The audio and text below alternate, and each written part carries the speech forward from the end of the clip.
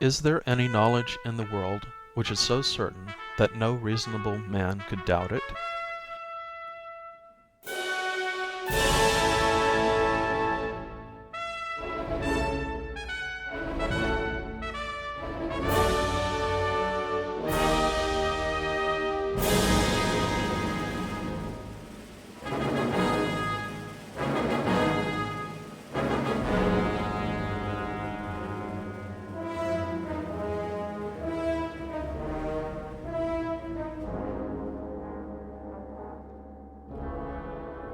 This question, which at first sight might not seem difficult, is really one of the most difficult that can be asked.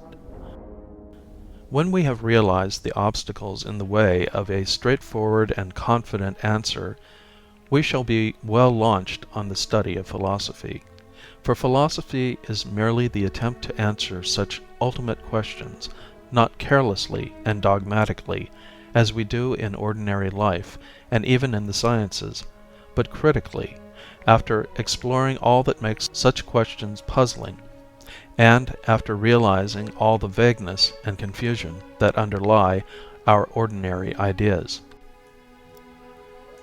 In daily life, we assume as certain many things which, on a closer scrutiny, are found to be so full of apparent contradictions that only a great amount of thought enables us to know what it is that we really may believe. For most practical purposes, these differences are unimportant, but to the painter they are all important. The painter has to unlearn the habit of thinking that things seem to have the color which common sense says they really have, and to learn the habit of seeing things as they appear. Here we have already the beginning of one of the distinctions that cause most trouble in philosophy, the distinction between appearance and reality, between what things seem to be and what they are.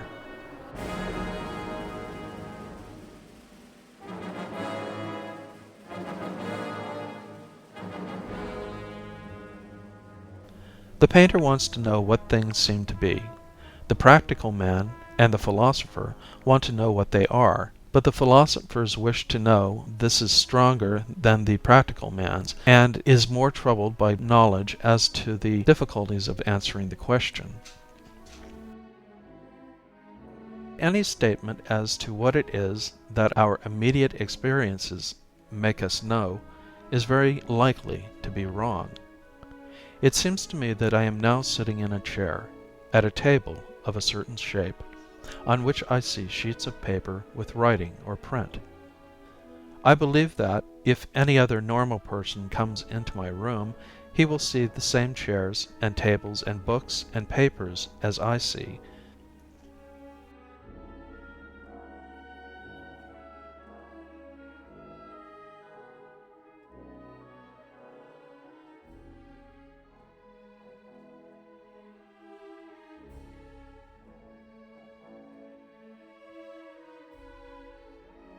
The color is not something which is inherent in the table, but something depending upon the table and the spectator and the way the light falls on the table.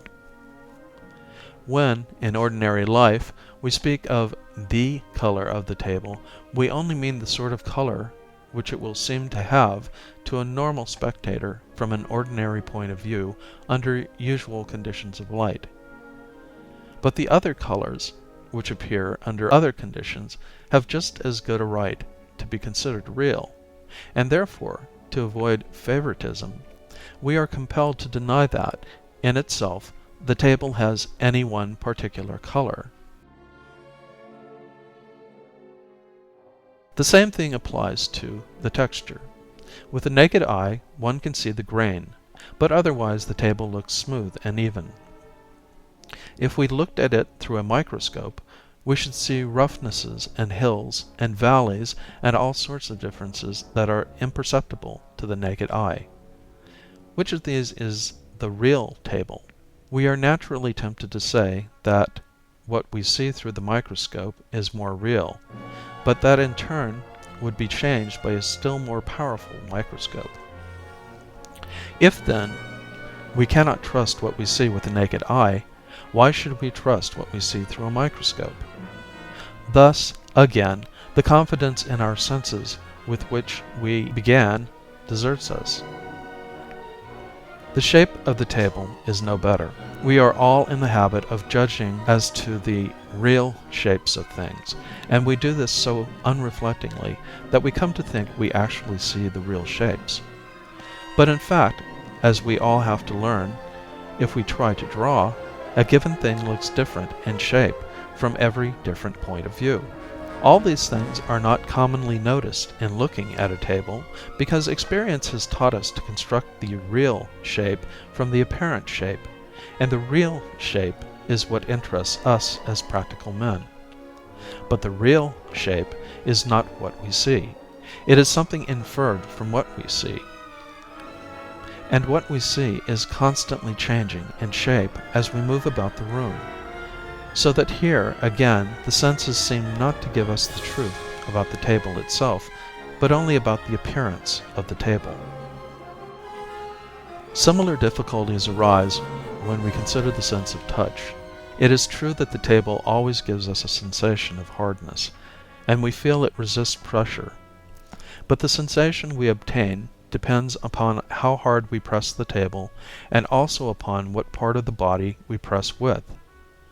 Thus, the various sensations, due to various pressures or various parts of the body, cannot be supposed to reveal directly any definite property of the table, but at most to be signs of some property which, perhaps, causes all the sensations, but is not actually apparent in any of them. And the same applies, still more obviously, to the sounds which can be elicited by rapping the table.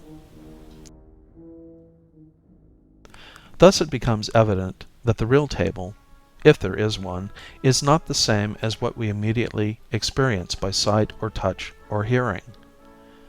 The real table, if there is one, is not immediately known to us at all, but must be an inference from what is immediately known.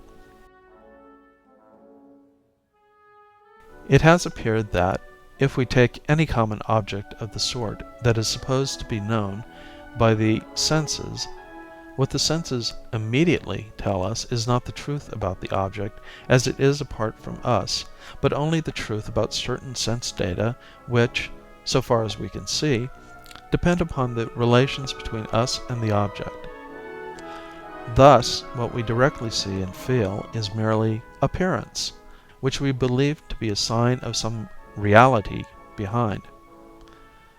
But if the reality is not what appears, have we any means of knowing whether there is any reality at all? And if so, have we any means of finding out what it is like? Such questions are bewildering, and it is difficult to know that even the strangest hypotheses may not be true. Thus our familiar table, which has roused but the slightest thoughts in us hitherto, has become a problem full of surprising possibilities. The one thing we know about it is that it is not what it seems. Beyond this modest result, so far, we have the most complete liberty of conjecture. Sober science tells us it is a vast collection of electric charges in violent motion. Among these surprising possibilities, doubt suggests that perhaps there is no table at all. Philosophy, if it cannot answer so many questions as we could wish, has at least the power of asking questions which increase the interest of the world and show the strangeness and wonder lying just below the surface even in the commonest things of daily life.